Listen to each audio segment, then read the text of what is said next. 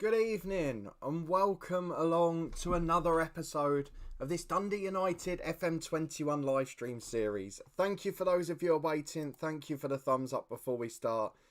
We were supposed to be back this evening with a massive occasion. We were making our Champions League group stage debut. We were looking like a normal human again. And we were supposed to be playing Barcelona in a very exciting game. And now nobody wants to even mention their name. So this is going to be a fun evening. Having said that, there are a lot of big games regardless. If we focus on the FM side of things, Lazio and Barcelona in the Champions League, Rangers in the League Cup, and in Motherwell and Celtic away from home in the Scottish Premiership. It is sure to be a massive, massive episode. The problem is, things could start to go wrong very quickly. So we're going to have to be quite careful and try and balance out our squad, our fixtures, and hopefully get some results as well. So thank you to everyone who was waiting. Thank you for the thumbs up before we've started. It is greatly appreciated. I hope your week's going well. Let me know how you're getting on. Come and get involved in the chat, of course. And make your feelings known on the European Super League, because I guess that's going to be the main topic this evening, isn't it? As much as I'd like to avoid it. There are EFL and non-league games tonight as well, so please do let us know who you're supporting if you're not a top tier fan. And fingers crossed, we can have some positive results here with Dundee United. Now, I'm just looking because we left this just before the transfer window finished, didn't we? And I can't remember if we got anyone else in. We did. We got one player in, one player out. Basically a straight swap. So we'll talk about them very quickly as well. And hopefully plenty to look forward to. So thank you for everyone coming in. Thank you for those who are waiting already. It is greatly appreciated. I hope you're all keeping well. Let me very quickly talk about the player who's left the club, because it's someone who I sort of said we'd probably be keeping hold of this year, but it's not worked out that way. That man is Fatheringham, who's gone on loan to Hibs. So he's had 2 years on loan in the Scottish Championship, done really well, played for clubs that have succeeded, and he's now come to play at this level in a top tier. He might get some European football as well, so I'm hoping that he'll be able to do quite well and maybe come back to us even better. John, good evening. Another one of the regulars. Thank you for popping in as always. Lovely to have you here. I hope you're keeping well. I hope you're all doing well this week. And fingers crossed you're not too downhearted about football overall. There'll still be FM, if nothing else. Let's talk about the man that's come in, though, because the one that's come in is the one that I'm probably more excited about. We talked about him briefly towards the end of the last episode as a potential in, and that man is Kieran Lorde. Now, he's a 19-year-old English midfielder who's coming from Tottenham on loan. It's quite a big wage commitment, but he's a 4-star ability player with 5-star potential. He's an official wonder kid. And I just think for a season, he gives us that strength in depth. He gives us that quality in both positions. And he should really be a superstar for this team. So let's hope that's how it pans out. He's already played one game for us, done really well, got an assist. And long may that continue. So Kieran Lorde in, Fatheringham out. A straight swap in a sort of attacking creative midfield area. But otherwise, nothing to end the window. Nothing in terms of transfer fees either. If we have a quick look at the results, we had a disappointing one after I left you on Saturday morning. We drew 1-1 against Kilmarnock. Serrano got our early goal and then Eamon Brophy equalised. But after the international break, Dujon Sterling with a brace as we got a good 2-0 win at Hamilton. However, Francisco Ramos picked up a knock in that game and will miss this Barcelona match as a result, which I'm sure, as a former Real Madrid youngster, will be gutted about. But both of those clubs, their names must be kept quiet at the moment. Thank you to everyone coming in. We're pretty much in double figures already. So please do chuck a thumbs up if you haven't already. Come and say hello in the chat. Come and get involved. Come and let me know who you're supporting this evening. Hopefully an EFL club or someone a bit more exciting. And not one of the clubs who are being dragged through the dirt at the minute by their greedy owners, shall we say. We've got some massive games. We've got to start with a Champions League debut. It was supposed to be a joyous occasion. It was supposed to be a moment we're looking forward to. And now we don't even want to mention the name of the opponent, do we? They've signed Phil Foden from Manchester City. They've still got Antoine Griezmann as well. And let's be honest, if we do anything other than get battered in this match, it's been a massive success. Jamie, I have a feeling you'll beat Barcelona. Depends if it reflects their Champions League stance in real life. If they really don't want to be there, we might be all right. I've got a sneaky suspicion that hasn't filtered in through here, though. So let's go and have a look at the lineup, shall we? We have got big problems at left back. So this is the team the assistant has picked. We'll have a look at it. Reece Devine is injured. Francisco Ramos is injured. So I either play 17-year-old Stephen Dunn and hope he competes, or I play Stuart Finley, a 2.5-star ability centre-half, who can't really play at left back that well. I don't really know which is the lesser of two evils. In terms of the rest of the team, it's actually pretty good.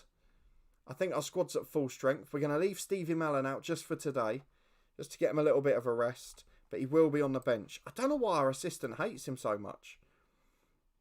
Shanklin's a sub-striker. Oh, he's put Serrano up front as well. What is he doing? Serrano off the right, Mitchell up front.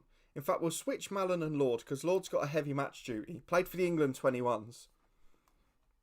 So, that means we've got Kerr on the bench. Fullback will be Dehaney. I could play him at left back in fairness. He's not bad out there either, but I'd prefer a left footer. And it doesn't matter if it's not someone great at marauding forward. How far back do we have to go in the blame game with what's happened the last few years, Tom? It's a great question. There are a number of things to blame over the years. The main thing that has to blame are, the governing bodies are jumping on board now, but maybe they just didn't think they'd actually do it. But they've had years to resolve this. Although, you say that, and I look at the EFL for all the criticism they get this year, and rightly so. They put in then a wage cap in League 1 and 2 this year, and the clubs voted it out in court. They sued them because it was unfair competition. Now, I admit that the way the wage bill, the salary cap wasn't implemented perfectly. But if then the PFA can get it overall because they want to protect players, the thing that's going to end up losing out is football and the fans. Because there's this constant battle between players unions, I should say, between club owners with greed, between the governing bodies who want what's best for them and to keep a section of the money. And then there's just grassroots football that's left plodding along in the background, trying not to go bust. So, I don't even know where to start, Tom. Dylan, who am I? I only care about money. I say football. I created the European Super League. That one's an easy one from Sunday. Florentino. So for anyone who wasn't in the Twitch streams, we had some good fun with Who Am I. Dylan got involved and had us all guessing for about an hour, which was good fun on Sunday morning. And while you're here as well, I will get a very quick plug in. There will be a bonus Twitch stream from Barcelona United on Friday evening at this time, 5:30. So we'll just have a little bonus one there. I said there'd be the one the next couple of weeks. So Friday at 5:30, and hopefully, work schedule permitting, it'll be the same next week too. But thank you to everyone coming along and for having us in double figures so quickly. Please do chuck a thumbs up on the video if you haven't already. Come and get involved in the chat and say hello, as John, Jamie, Tom and Dylan have already. Hopefully we won't be talking all European Super League today. And key to remember, Dylan, not European Super League. Just Super League. Don't rule out non-European participants just yet. I'm watching like a hawk for some South American teams that might be invited, shall we say. Tom, UEFA, FIFA, yeah, remember Sepp Blatter. Looking forward to the World Cup in Qatar next year. It's been a long time, hasn't it, Tom? The problem that's come out of this, and it's been mentioned a few times, is, it's been bent for decades. The problem is that it's now getting to the stage where people are defending UEFA. I don't think people have actually realised. Have you seen the new Champions League proposals that have gone through? It's not that dissimilar to the Super League. There are 4 sides who are protected each year, who if they don't qualify for the elite competition, so look at England for example, if West Ham finish 4th under the Champions League rules from 2024 or whenever it is, and say United finished 6th but won it within the previous 5 years, they would still get into the group stages ahead of West Ham.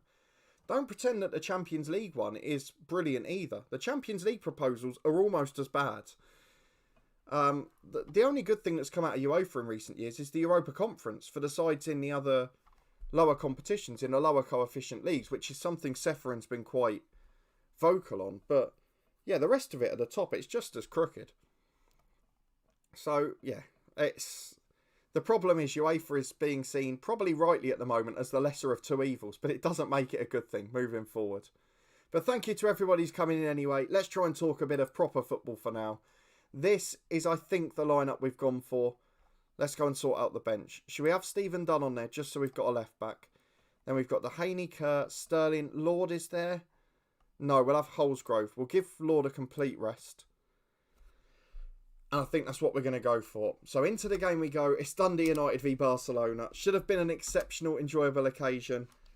And now, I don't know. I'm just a little bit deflated today. I'm sure a few other people know how we feel. But yeah, the deflation's there. Dylan, you're playing Bolton Wanderers Academy on Thursday evening. Who are you playing for? and I hope you enjoy it. Should be a good game. Tom, Uefa conference is just more games and revenue. I don't believe any of them have smaller clubs' interests at heart. No, Tom. I mean, I agree that that's probably not how it's intended, but the benefit it can have for the lower coefficient team or nations, teams from the lower coefficient nations, is incredible. It will make a big difference for those teams. Whether that's what the intention was, it will. I mean, even talking to like the Midfield chairman, he said exactly that it could be a game changer for them. But then whether they decide to change the revenue base based off this sort of stuff that's been going on as well, who knows? Dylan, I'll make sure the Wigan shirt is underneath my kit in case of score. To be honest, you should both have a bit more compassion with each other now. I know there were a few idiots, but most people were just glad that you both had a football club at the end of this. So I'm really glad that you both have. And that's the thing, isn't it, that gets forgotten in all of this, is what would you do if there wasn't a Bolton or a Wigan and you didn't have a rivalry or whatever? And that's the thing that a lot of fans are forgetting now, and what the Super League owners will be. Thank you to everybody coming in. Please do chuck a thumbs up if you haven't already. Come and get involved in the chat. If your team's playing in the EFL tonight and you've got anything other than the Super League to talk about, of course we'll all greatly appreciate it. Luton aren't on until tomorrow night, so I can't do that today. Although it is an important game for Reading, who we're up against. Although having said that, we nailed the Watford performance on Saturday. I know we talked about it a little bit in Sunday's live stream, but we won't want to live that one down, will we? Longlay's got it at the back for Barca, finds Fabinho. They've got Azpilicueta on the left. They've basically just signed the best player from every Premier League club, defensively and going forward. Here is Fabinho again. We're on a balanced mentality, but I can't imagine this score's going to last long. As Griezmann gets it just wide of the post, Foden had set the chance up. But unfortunately, or fortunately for us, I should say, we managed to survive it. It's been a very interesting start. I don't know. I'm finding it hard to get infused about football today. It's something weird. It's nothing that's happened yet, but it just has a little bit of a knock-on effect, doesn't it, on mentality? I mean, I don't support a top-tier club. For me, the EFL and that, bar a few extra teams potentially going up or down if it finally happens, nothing really changes. So I'm not going to be hugely affected by it, but still, it's just a bit bizarre, isn't it? As Barca head over the bar, we're actually 32 minutes in now, and we've managed to keep them relatively quiet. In the sense that, okay, they've had a couple of near misses, but they haven't had a shot on target yet. I say that, they've had one, but no highlight. And at half-time, we might be getting there at 0-0. 1 minute of stoppage time played. That is better than we could have hoped for. What a half of football that is. Tom, will fans of clubs at the top six of the dirty six get judged if they can't bring themselves to stop supporting their club? Yes. For me, that's unforgivable. There are many, many excuses in which you can get away with supporting your club when you shouldn't. And let's not pretend that most of these fans of top six clubs, I accept there are people like yourself who support them properly. There are a lot of casual fans. There are a lot of people last year going, oh, I want Tottenham to win because it means this will happen. Or it's the lesser of two evils or whatever. I can't remember. There were a couple of situations where it related to that. And for me, I just don't see that it's forgivable. There are so many clubs round the corner who are having a positive impact on the community. Just go and watch them. I'm a Luton fan. If Luton are charging 50 quid for a ticket, I'm going to watch the club round the corner. You know, we've got to have a bit of perspective as football fans. And we've got to do our bit. We can't say, oh, UEFA's crooked, FIFA's crooked, this Super League and these top six owners are crooked, and then go and give them all of our money still. Then your argument's null and void. The amount of thousands of people on Twitter going, oh, look after your non-league team. Go and watch them around the corner. Oh, isn't it a shame that they've gone out of business? Everyone on Twitter the last week going, oh, no one was here with this money with Berry. Well, neither were they. None of them went to watch the game either, did they? We went to watch Berry in a couple of games with Luton, League and FA Cup. The home ends were 2/3 empty. And then they're going, oh, why are Berry out of money? Well, what do you think? Because you're all at City and United, you know. Let's have a little bit of perspective. Or watching the Champions League on the telly, you know. So, that side of it does frustrate me, Tom. But rant over. I will calm down now. Jamie, first season with Rangers, managed to get Lille, Ghent and the Racers Club, then Marseille in the semi-final. Won that and beat Arsenal in the final of the Europa League. You are a genius. I would love to know what signings you got to manage to do that. Oh, John.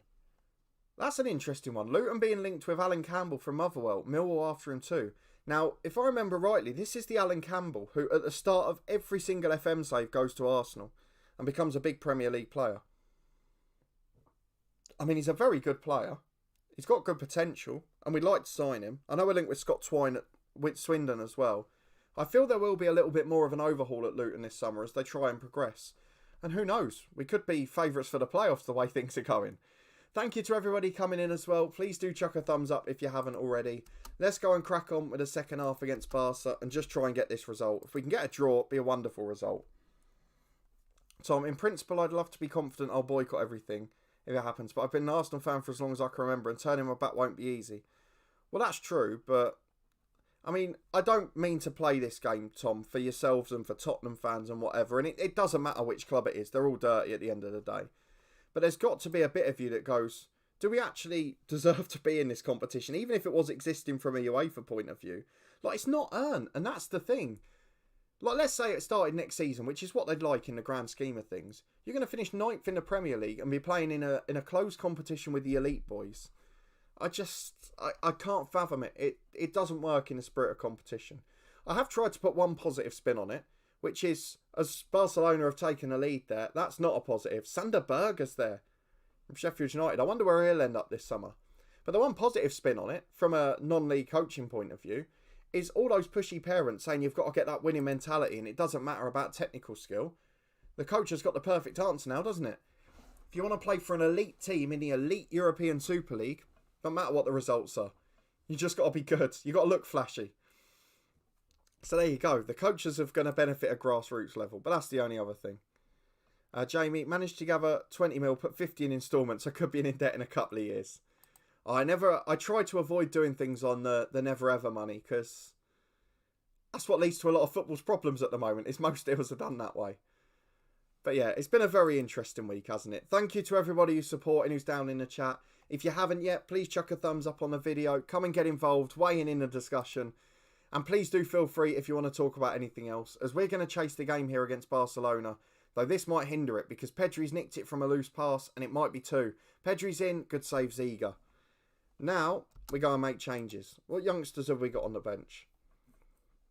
So do you know what? I'm going to give Stephen Dunn a run out for Finlay at left back. In midfield, Mokri's had a poor game, so we'll go Serrano on the left and Saturday's match winner Sterling on the right. They'll both go to natural winger positions. And then up front, we'll swap an anxious Mitchell for a focused Shankland. Neither of them have been particularly good this season. We have changed the shape slightly to an advanced forwards. Made no difference whatsoever. And we're just trying to nick the ball. As Sander Berger's in again. Serrano's nicked it in the left-back area. Finds Dunn. Serrano.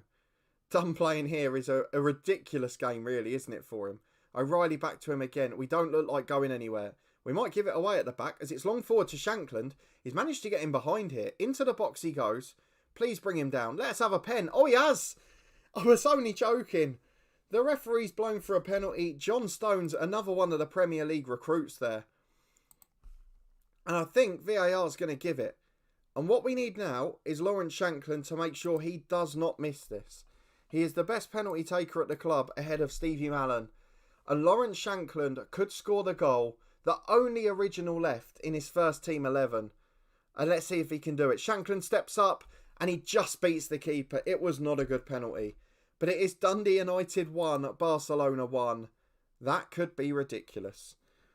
Tom, it's on size and potential revenue, isn't it? Arsenal massive global. Yeah, it doesn't matter though, Tom. It doesn't matter, does it? It's really, and I get the European semi this thing. The point is, if you finish 9th in the Premier League and you don't win the Europa League, you don't deserve to be in an elite competition above the sides who finish 1st, 2nd, 3rd, 4th, 5th, 6th, 7th and 8th. Or the side who wins the Champions League or Europa League. Come on, you know that. And that's the problem I have with it. Just admit it's a franchise football tournament. Put them in there. If people want to watch it, great. And let the rest of the pyramid get on with it. But the problem is they're clearly doubting it enough themselves. Because they're trying to find a way to stay in the Premier League. To stay in the Champion or the UEFA competitions.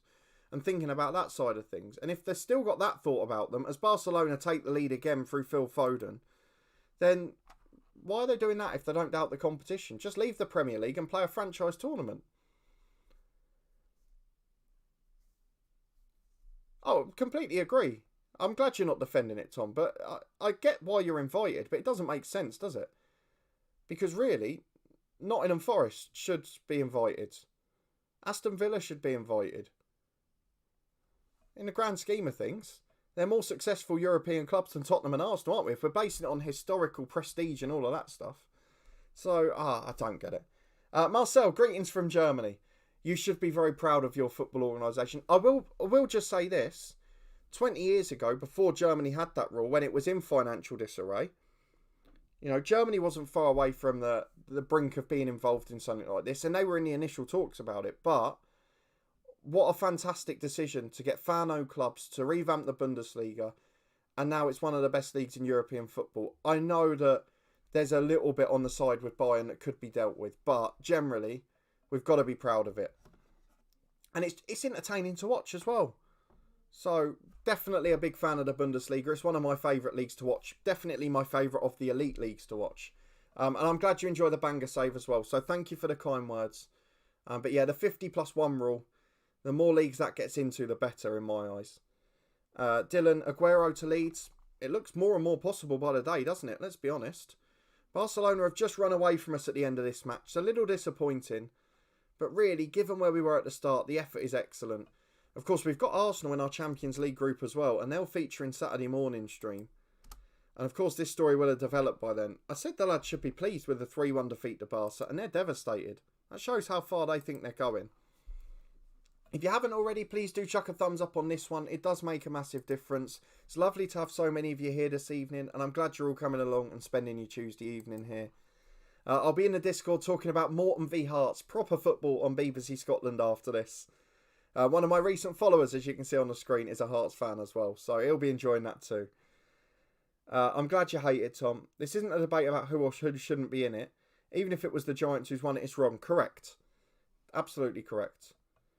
Well, Dylan, you've made a very good point. You've made a really good point, and it's what I said initially. My only grinding thing is my sympathy for the real fans of those 6 sides and the 12 sides across Europe. They're real fans. 95% of them won't want to be in this competition either. And for them, not having a route back into normal football, it doesn't really harm the owners of those clubs, does it? It harms the fans.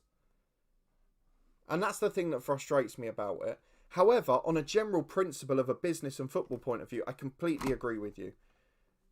There is only one party who will suffer more from the top 6 being put out of all the competitions. The first 2 or 3 years in the Premier League, it'll be a little bit harder, don't get me wrong. And the Super League will probably be alright for 2 or 3 years. But when we get to that sort of 5-year point, it will gradually just start to turn the tide. And the Premier League will always rise top, because once the players get bored after 2 or 3 years, they'll all be coming back to those clubs as well. And then getting the next generation to sign for the Super League clubs becomes difficult. Kick them out of all the competitions, let them make a European Super League. But it's just the real fans of those 12 clubs who suffer. And that's the thing that frustrates me. But yeah, I agree. I think it will happen this time. Jamie, thoughts on the Old Firm at the weekend? Happy to hold my hands up. I said it was a massive, massive game for Celtic, and I thought they'd turn up because it was their last chance saloon to do something this season. Didn't look like it, really. It was a comfortable Rangers win, deservedly so. And they'll be disappointed if they don't get the double now. Hayden, good evening. Another one of the regulars. Thank you for popping in. It's much appreciated. Thank you to everyone who's watching. If you haven't yet, please chuck a thumbs up on it. Come and get involved in the chat. As we, after a disappointing defeat in our first Champions League game, head away to Motherwell in what should be some of the bread and butter, really. So let's go and crack on with Motherwell. This is what I'm worried about. Are we going to start suffering European hangovers? Oh, what is Stuart Finley moaning about? You just started against Barcelona. Really? They're all solved apart from Xander Clark. The first team is the better players are happy, so that's fine. But what timing? I'll tell you what, this year the boys will throw their toys out the pram for anything in the dressing room, won't they? That's it, Hayden. Well, the problem is, after this sort of introduction announcement, I don't know which 3 other clubs will want to put their neck on the line and join in the chat after the backlash from Wild Football. Jacob, I support Brighton as a Premier League team, but always go and support my local 9th tier team. Exactly. And like whenever Luton are playing away from home, or it's an international break, or it's an away game I can't go to, we'll go and watch a Hitchin or a Hemel Hempstead or a not St Albans because they charge 20 quid a ticket, but you know what the point is. Any of those sorts of clubs around here. And it's great. People get on a high horse, and a lot of it, you've just seen fans of the top 6 clubs dashing each other, and that ain't going to help at this point. Tom, looks like they've done their research. They won't get kicked out of their own leagues. Perez announced that, I think. Well, no, they won't get cut out at the moment, but it depends how long their contracts go, doesn't it? So, I don't know. They won't get kicked out of their own leagues yet because there'll have to be a full judicial review, and you'll have this 1 year of dispute.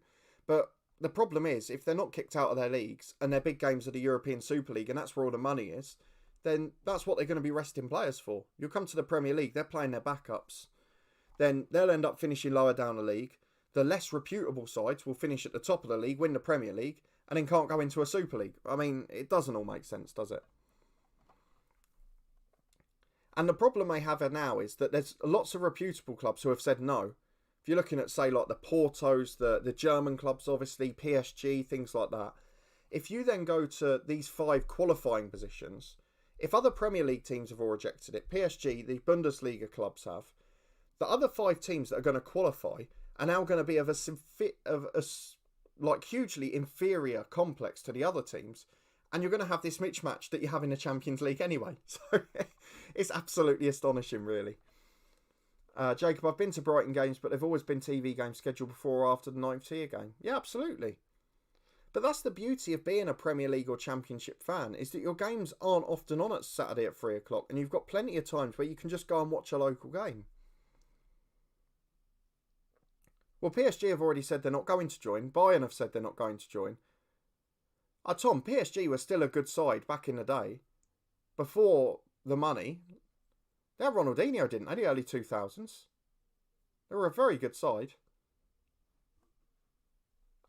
I know they're not. They remind me a bit of Chelsea. They were sort of 3rd or 4th in line. They were Champions League / Europa League before, but they're still a big club. And they're still in the capital of France. It's just that now, with the oil money, they're a massive club. Yeah, Dylan, I don't think those sides will join them.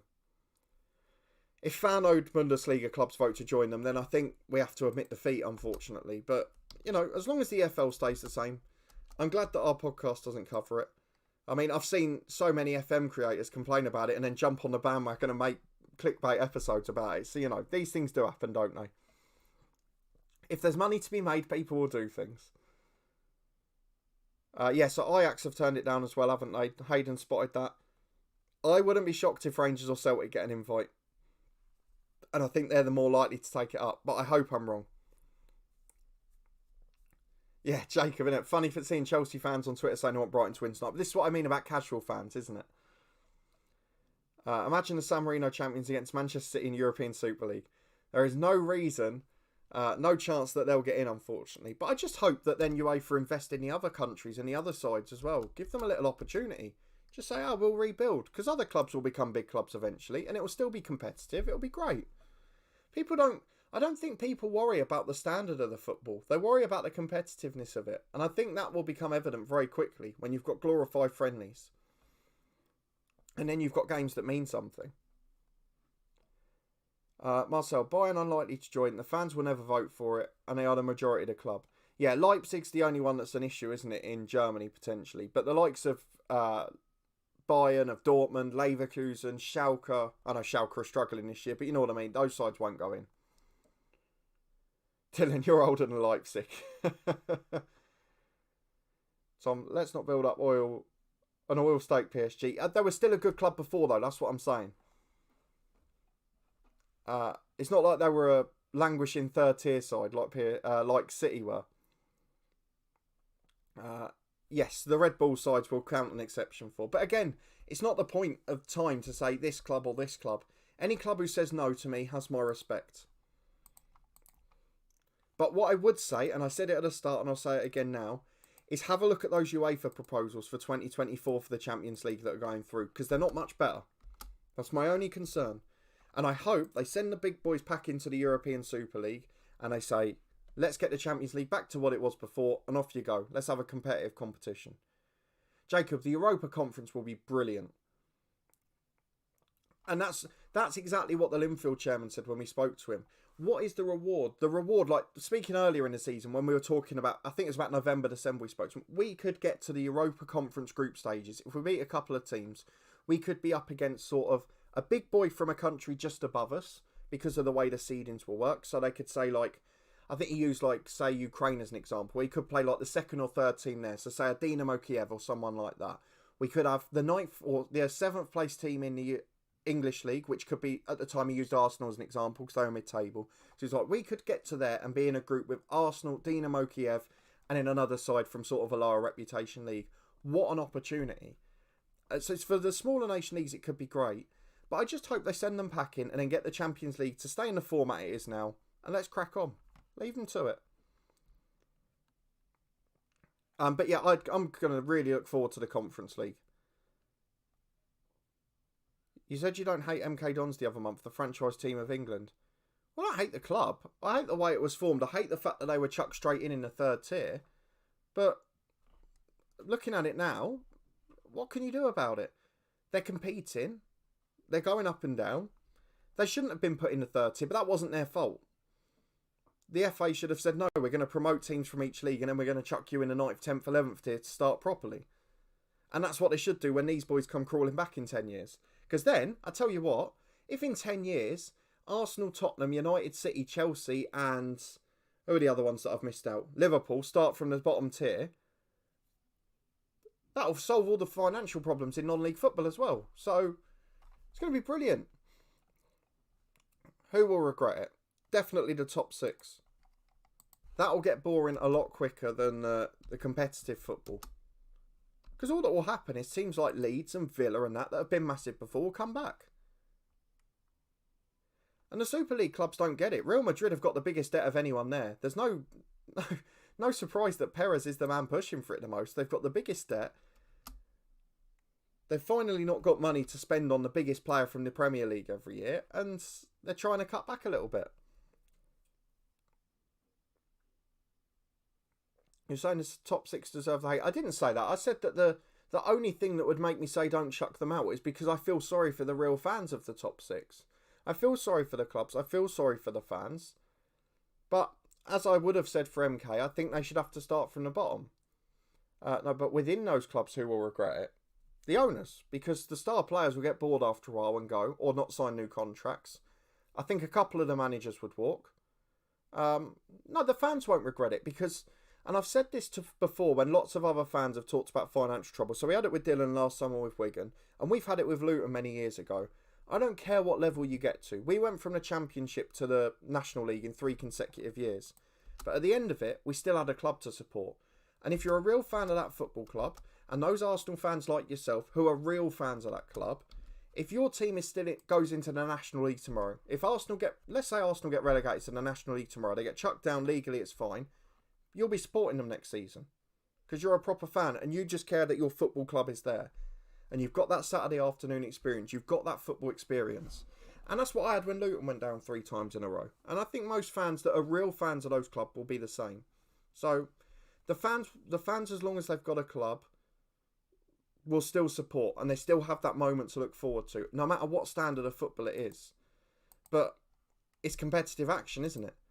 Having a football club that can't go anywhere, that you can't support because the games are being played in Qatar, China, MLS, or the USA, South Africa, wherever it might be, that's something that you can't enjoy as a football fan, isn't it? So, yeah, it's interesting.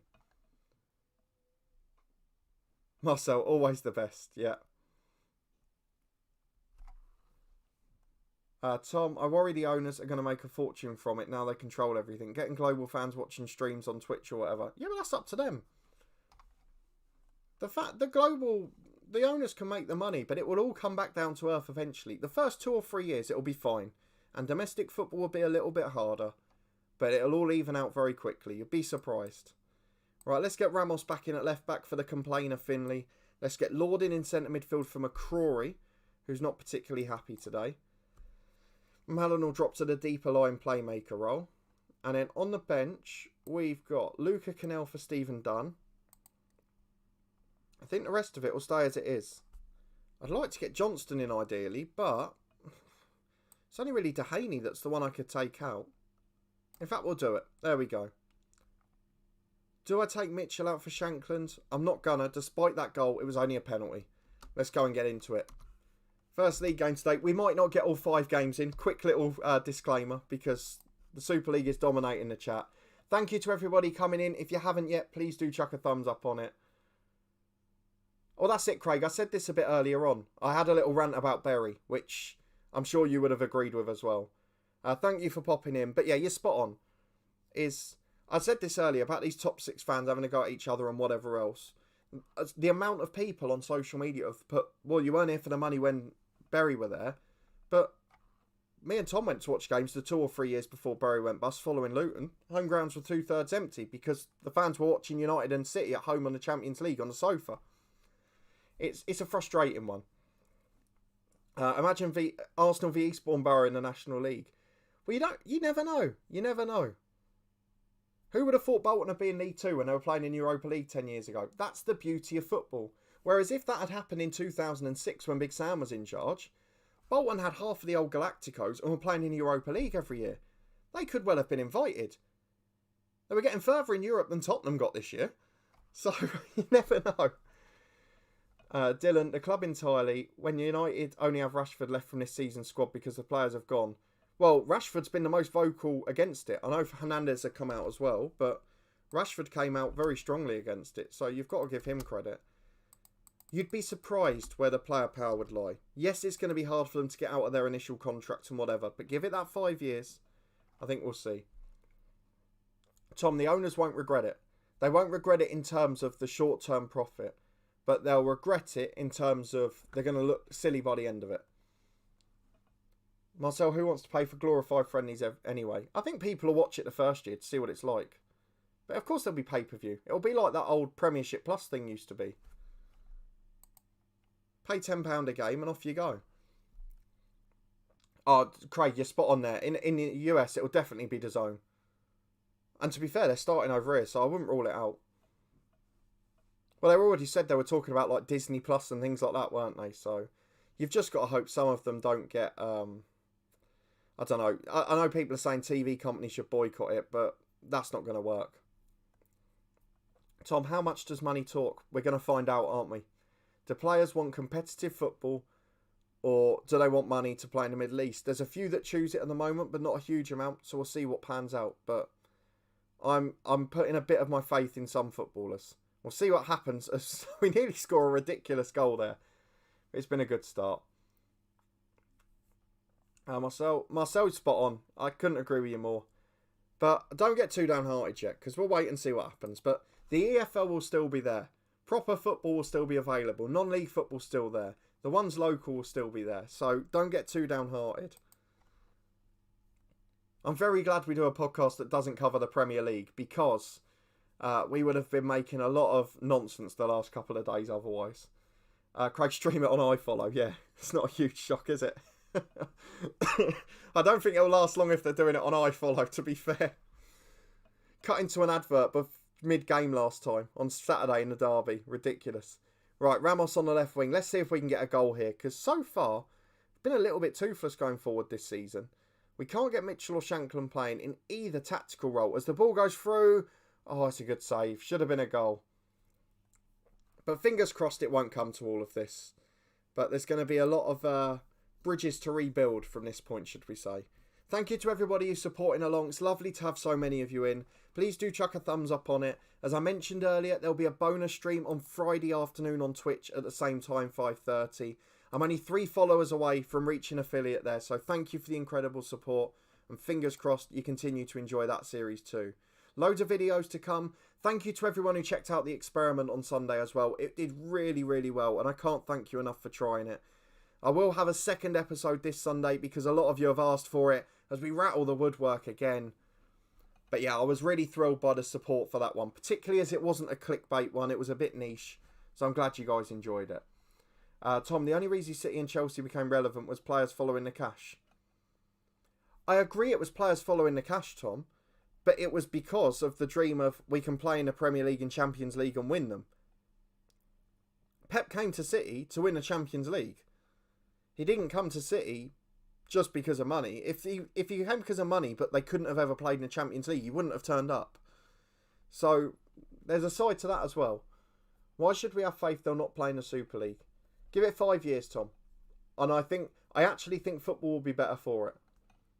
The rest of football, I mean by that. As Nico Serrano gets the goal, what happens to them happens to them. Just make sure they have a path to be invited back into football, but they have to start from the bottom.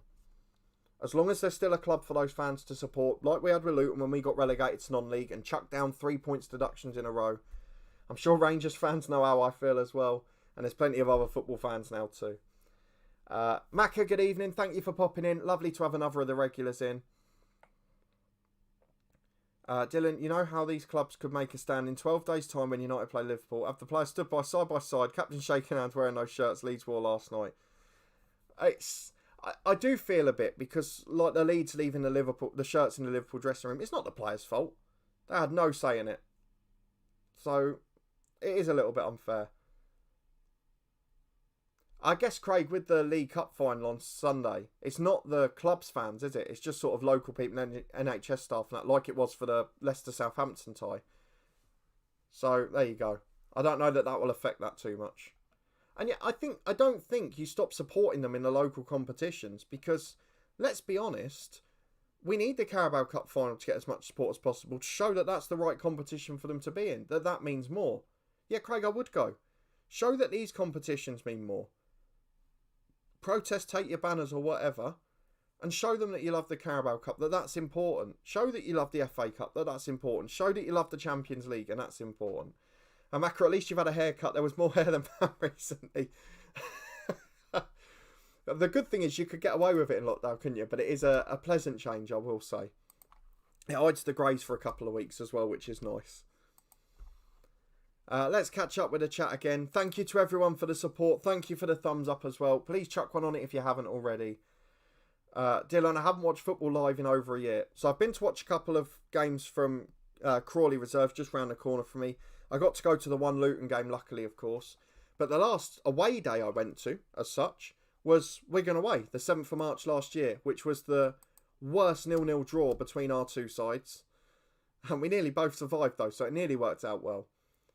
As Brooking gets the ball on the right-hand side, chips it up towards O'Hara. He's headed away as far as Lorde. Can we get that second goal so I can make the changes? Because there's a few tired legs. And with Rangers in the cup in midweek, I'd really like to have a go at winning it. As Mockery loses back to Lorde. Back to O'Reilly. To Mallon. To Lorde. Come on, give me a second goal. Out to Mockery. Just let it go in and then the subs come. As Ramos gets to the byline, he needs to come off. He's knackered. The ball back to Mallon again.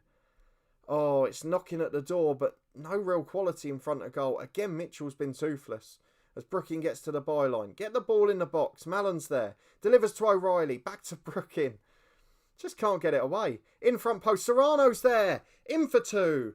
I don't think he knew a huge amount about that, but we'll certainly take it. Let's go and get the subs on. The two wingers can come off. Sterling and Johnston will come on. Sterling will be a right winger on support. And then Ramos at left back from injury is tired. Don't really know what we can do there, to be honest. Let's undo that because I brought Ali McCann on by mistake. Can Kerr play there at all? No. Yasimovic? No. Oh dear, problems. Problems indeed. Josh Brooking can play there pretty well. So Brooking will go out to left back. Jason Kerr will come on. And Mengi can go out to right back. There we go. So, I'm making a right hash of this. But we finally got to the back four we wanted. 15 to go, 2-0 up, and we're starting to look decent.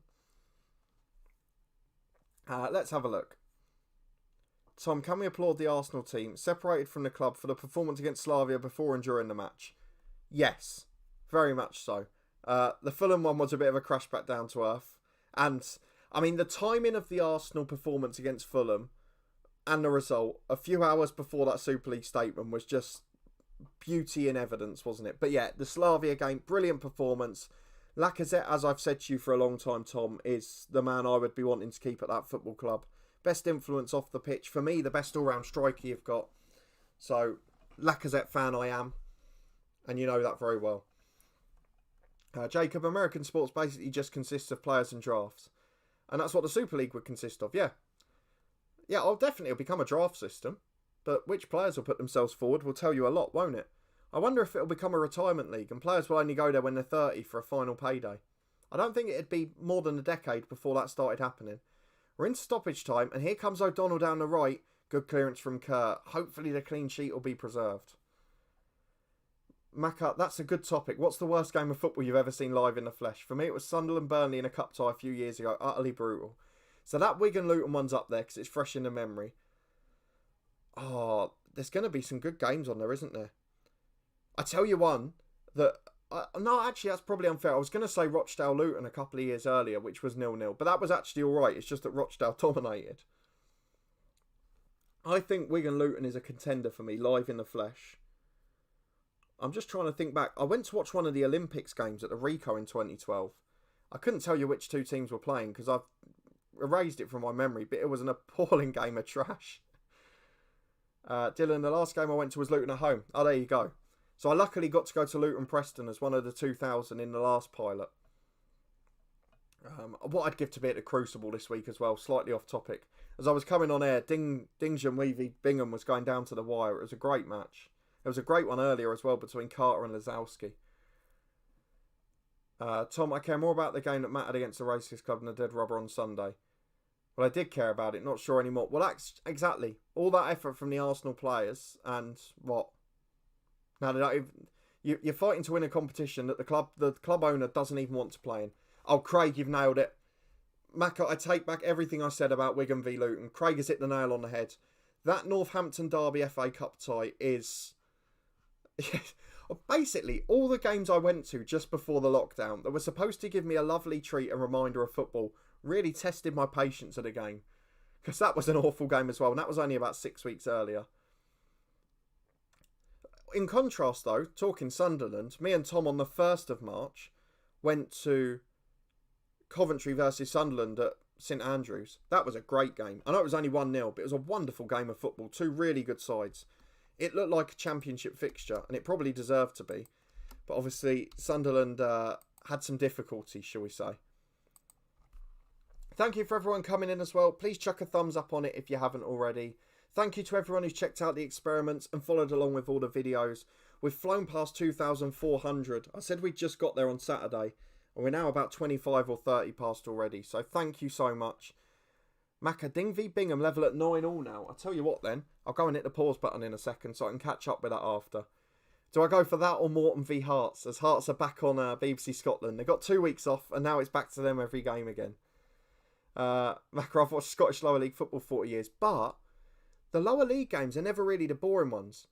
Like I watched Luton in the National League. We had some turgid displays and there was some really direct and poor football. But it was generally very exciting to watch. There was always entertainment. There was always hard work and guts. And if you get that, you don't really worry about the standard of the game so much, do you? I think that's why it becomes more endearing. But I guess you have a greater appreciation of that as a lower league fan. Dylan, can't believe Jacobs missed that. Sluga made a great save at the end, didn't he? Of the Wigan Luton game. There were no shots on target for, what was it, 88 minutes? And then Sluga made a stunner in stoppage time. But it was an awful game. I think my favourite part of the day was sitting in the reputable coffee chain afterwards for an hour eating a lovely fajita. That was my favourite part of the match. Or the match day experience. Because the train after, because I was going back to Luton, Tom was staying obviously up north where he lived. The train after, it ended up being chaos because Wigan were playing Luton and on the same train line, QPR were away at Preston. And obviously the first stop after Wigan was Preston. So they then had to separate the Luton and QPR fans by a carriage. So I just went and snuck into first class and sat there because I couldn't be dealing with it. Luckily, because all the train stewards were in the middle carriage separating the two sets of fans, I didn't have to worry about being checked. But the amount I've paid for train fees over the last couple of seasons, I think they can let me off that one. But Craig's right, Northampton Derby's right up there. But yeah, 2 of the last 5 or 6 games before lockdown were disastrous.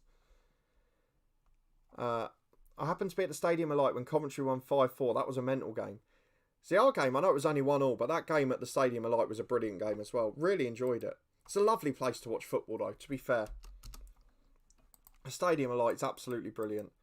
Just the North East, the people, the stadiums, the level of support and dedication. It's what football should be for me. It looks like Hartlepool might be on their way back to the Football League as well, so that would be a nice touch if they could come back up. Macro 9-8 to Bingham still. He needs snookers in frame 18, so we'll be 9-all. If you can keep those snookers going for about half an hour at the snookers required stage, then I might catch the last frame. Dylan, the worst performance I've watched... Oh, that's another question, isn't it? The worst performance I've ever watched from Wigan was Reading at home, 2-0 down after 3 minutes, and registered one shot in the 90th minute, finished 3-0. The worst performance I remember, it wasn't a whole performance, was Luton were 3-1 up at home to Wrexham. I'm talking about early 2000s. 3-1 up after 58 minutes and lost 4-3. Proper Luton, that.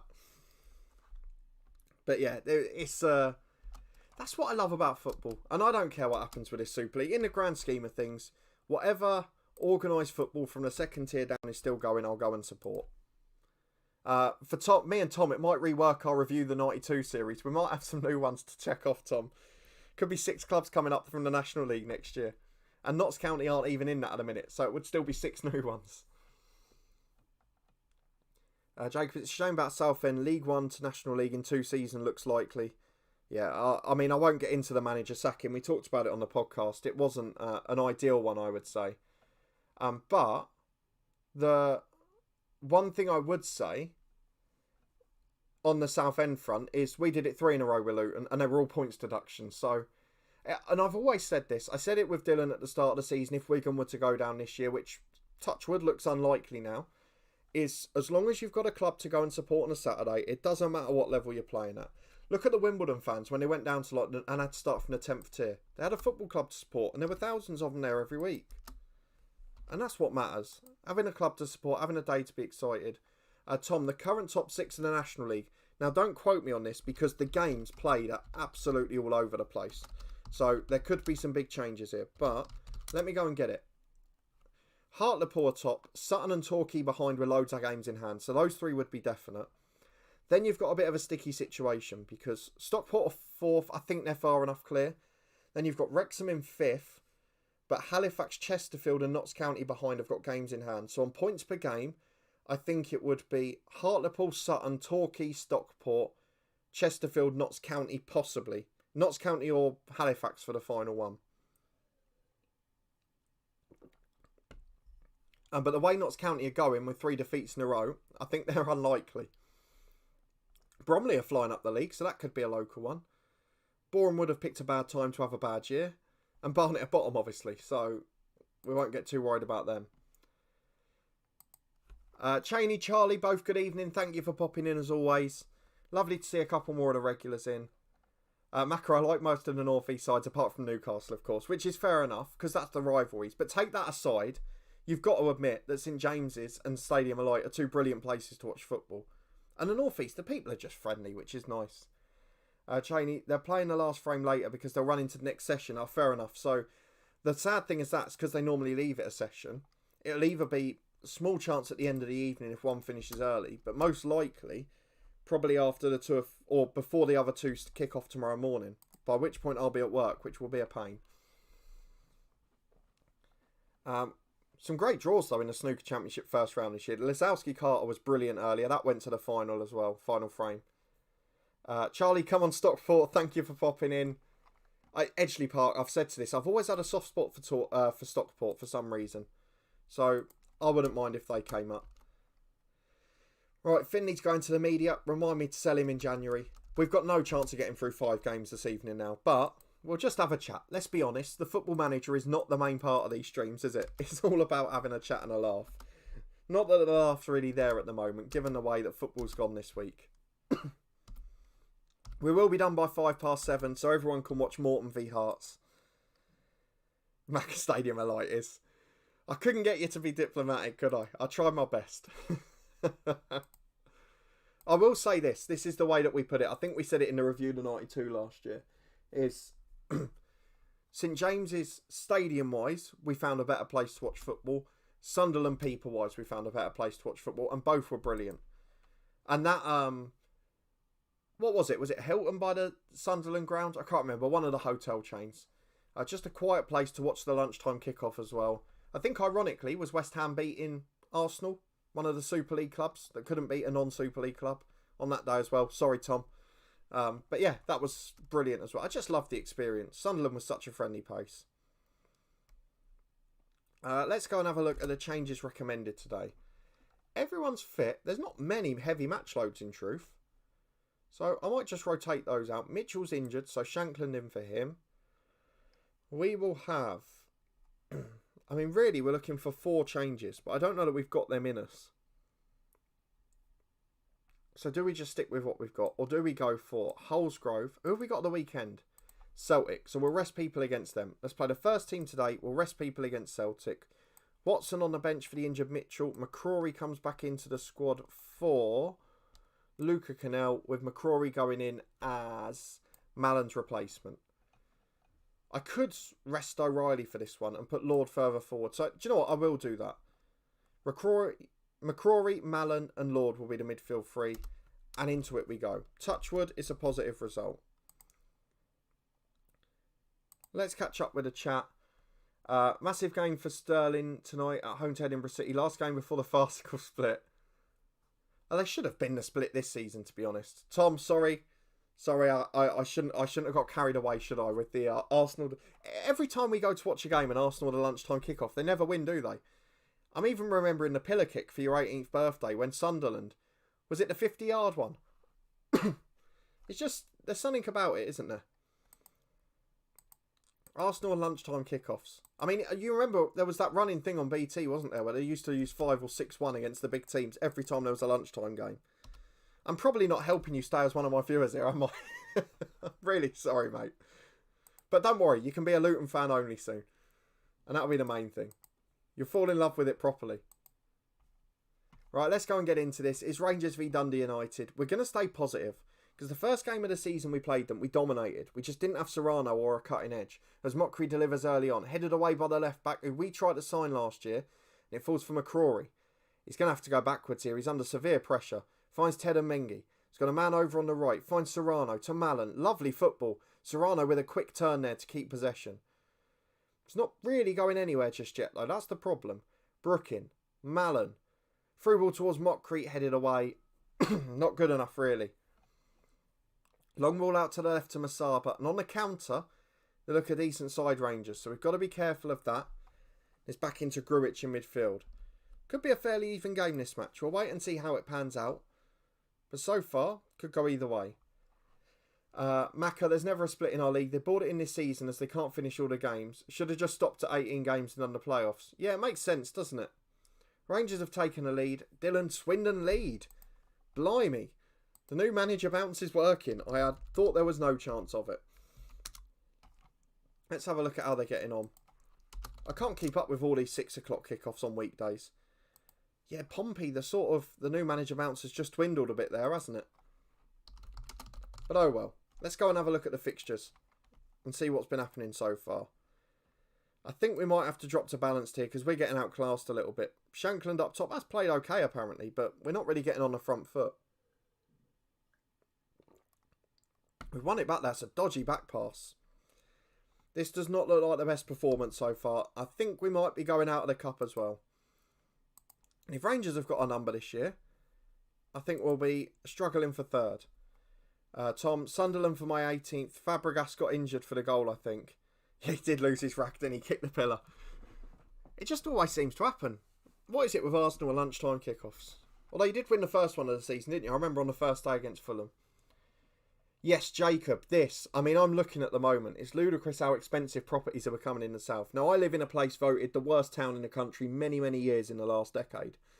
And I'm looking for a 1-bedroom house with a tiny bit of outdoor space. Nothing ludicrous. And a bedroom that's big enough to put the bed and then the desk next to it, like the room I have here. And after saving 2/3 of my wages for 7 years, it is ridiculous how unaffordable it is. And the problem we have here as well, and I don't know if it's in your areas too if you're looking, but in this area, all the ones that have been built near this area of the town, because it's got proximity to the airport and a train station and that, they're all leasehold, which means you've got additional charges as well on top of the mortgage. So, yeah, I completely agree with that. And I feel your frustration. Though I am going to look at one tomorrow that's just in price range. So, fingers crossed. I was trying to get it out of the way before FM22. So, one, it didn't affect the content for the new game. But more importantly, so I could then change and really have a go at making this part of my job. But we'll see what happens. As Lloyd gets the ball into Serrano. We could do with an early equaliser in this half. Through to Mockery. It's a wonderful ball. Blazed his shot. Snatched it though. Oh, I can see there's a anti-Super League protest at Stamford Bridge as well. So Chelsea fans getting in on the act too. But thank you to everybody coming along. Please do chuck a thumbs up if you haven't already. It is greatly appreciated. Thank you for your incredible support as always, even this late in the FM cycle. And thank you for your support on all the other new stuff as well. The experiment, we've got the sticker video coming out soon, which we talked about in the Discord. And the experiment will continue this Sunday.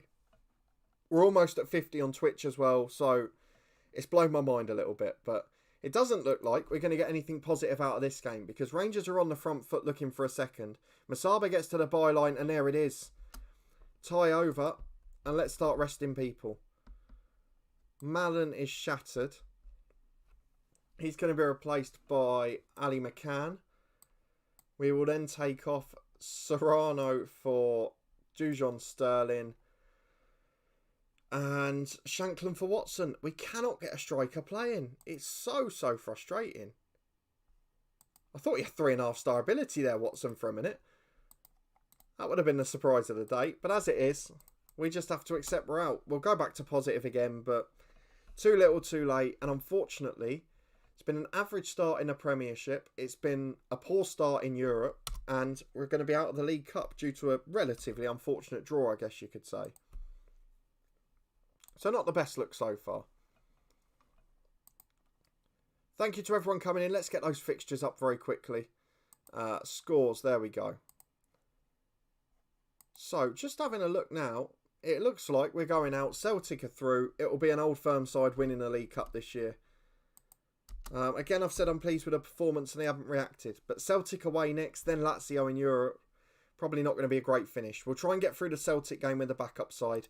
I'm not sure that we'll get to Lazio based on the fixtures at the moment. Did I just see that Pompey had equalised? No, sorry, not yet. I can only apologise if I got Dylan's hopes up there.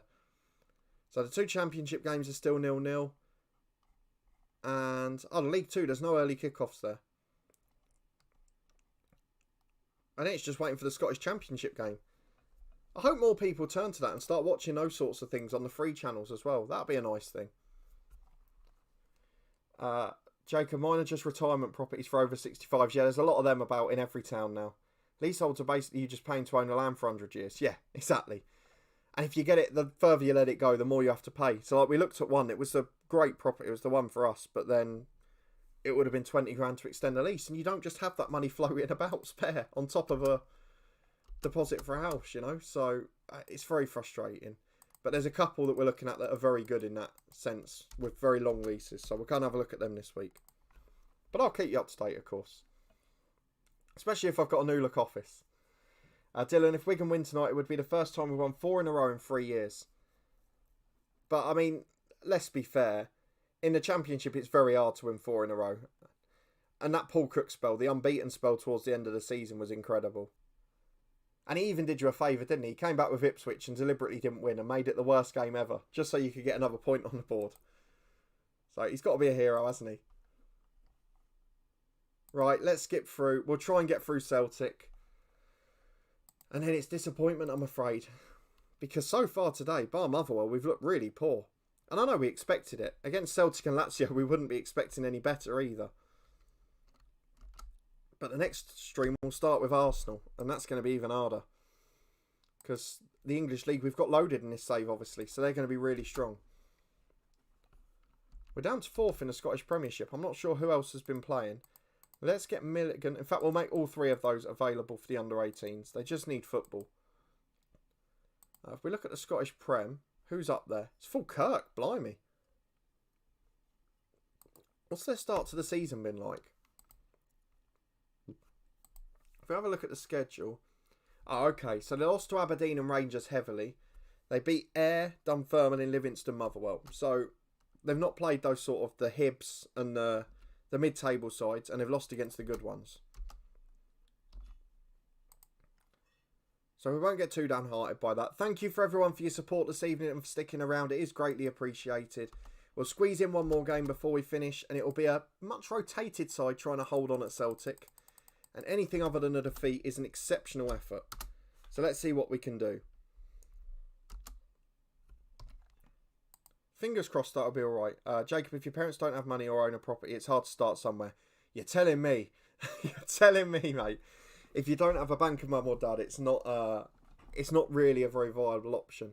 And like for most people my age, and understandably so, they don't want to save most of their wages for 7-8 years. They want to go out and have a bit of fun. So luckily I'm not a party animal. It's not my cup of tea. But yeah, you're absolutely right. And that's the biggest knockdown. If you haven't got that big deposit, that bank of mum and dad, it's really hard.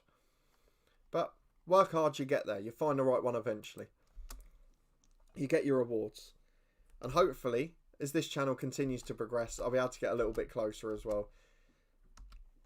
But obviously, we're a long way off making this a job.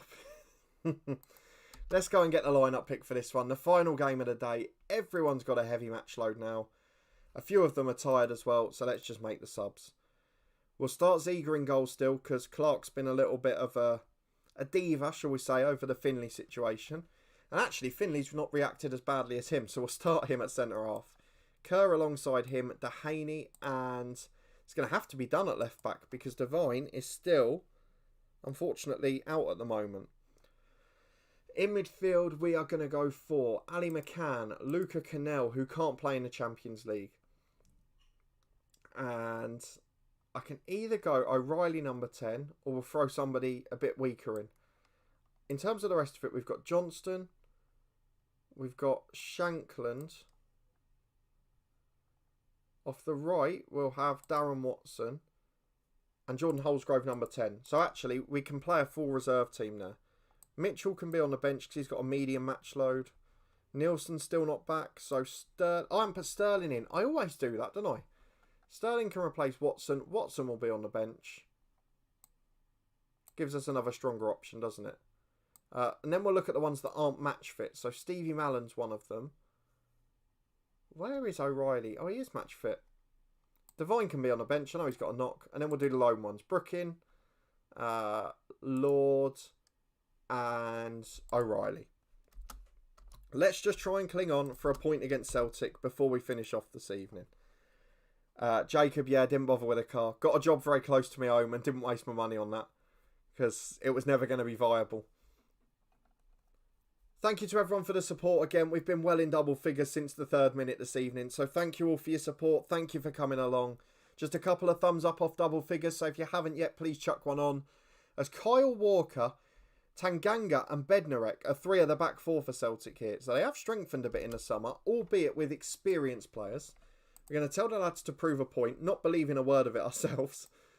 We're going to change Sterling to a winger and we're just going to try and cling on. We'll leave Shankland as an advanced forward because we're just going to need him to run around. We go to a balanced mentality. We'll see if we can keep the score down, shall we? Let's see what it'll be.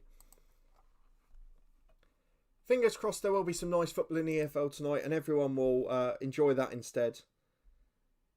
But we've got a lot to look forward to.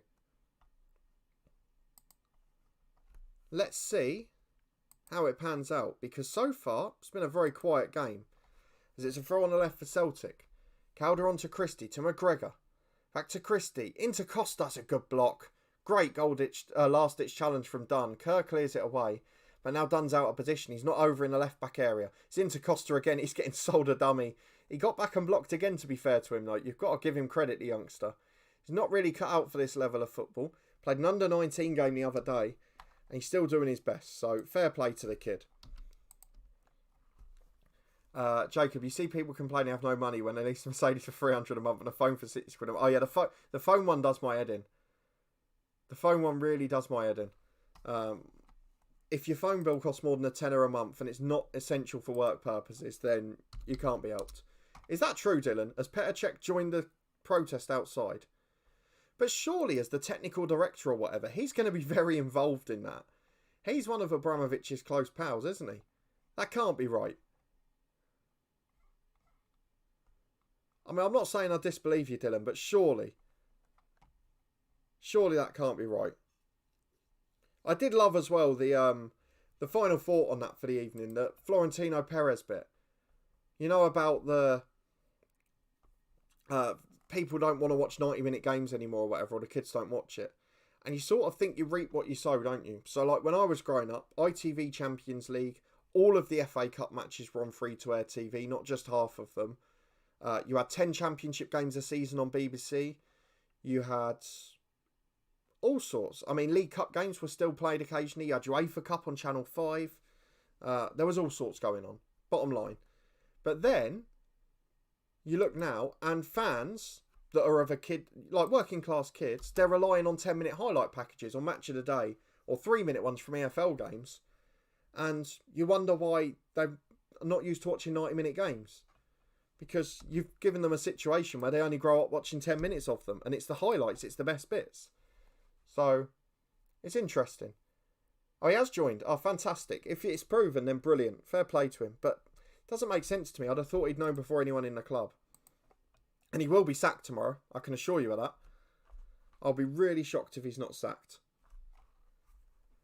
As it falls for Walker at right back. To be honest, after the hour mark, I don't know what this is when we set up defensively. It does go okay, although Cutroni's about to go in and make it 1-0, I think.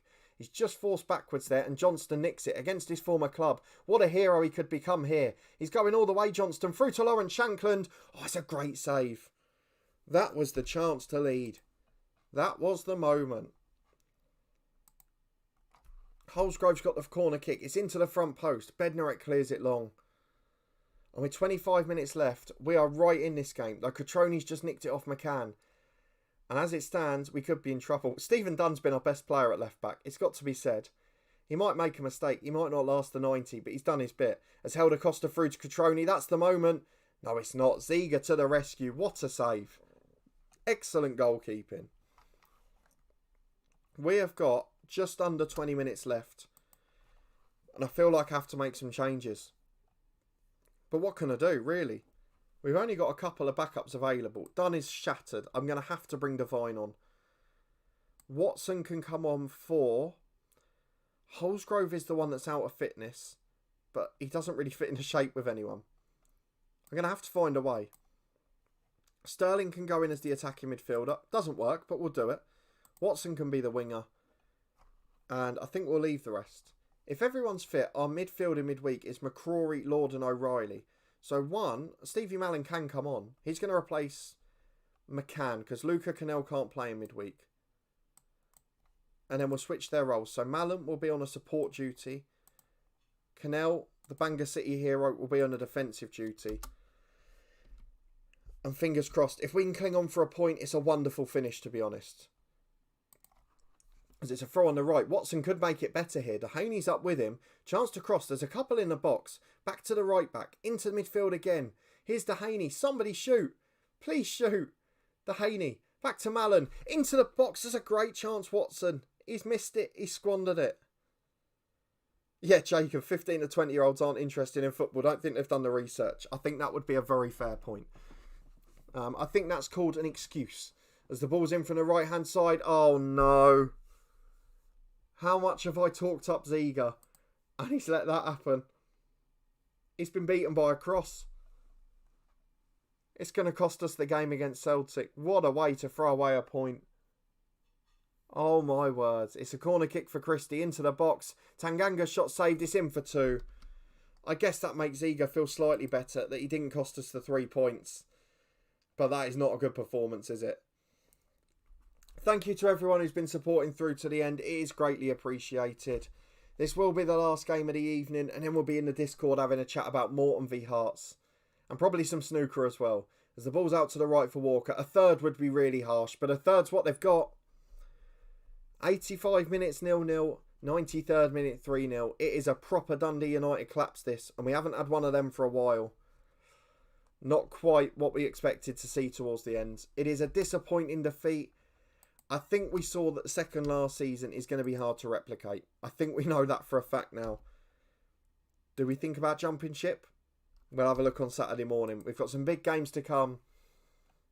And I'm sure there'll be plenty more on this subject to talk about as well. So, I won't get too ahead of myself yet on that front.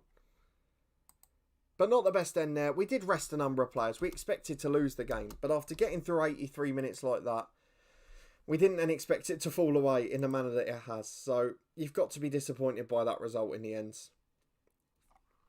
But hopefully we'll be able to bounce back. Jacob, in a Seagrist from Ziga there. You're spot on with that one. You are absolutely spot on. Let's go and have a look at the schedule then as we finish that one. Any injury news or anything? Don't think there was. Neil Lennon's still in charge of Celtic. Let's go and have a look at the schedule. So we'll get through Lazio and Hibs off camera.